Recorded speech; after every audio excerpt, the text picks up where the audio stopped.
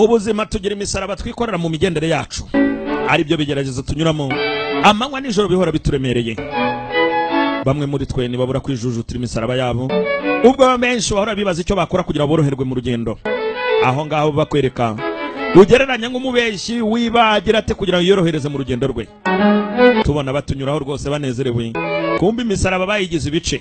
Igihe twe tukikoreye iremereye, bo bagabanyije ibyabo bibaho mu buzima.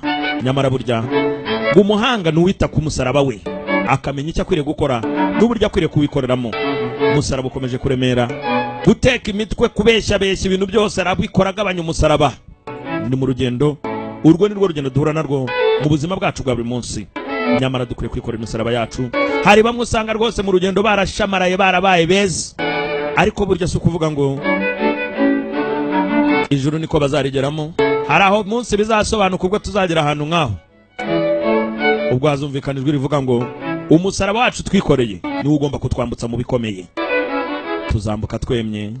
Wowe wawunusuye, ubwo wibaza aho uzajya, wowe ukiwikoreye wose uzambuka wemye. Bizasigara ari agahinda wawugize igice, bisigarara umubabaro kutarigeze areberera umusaraba wiwe.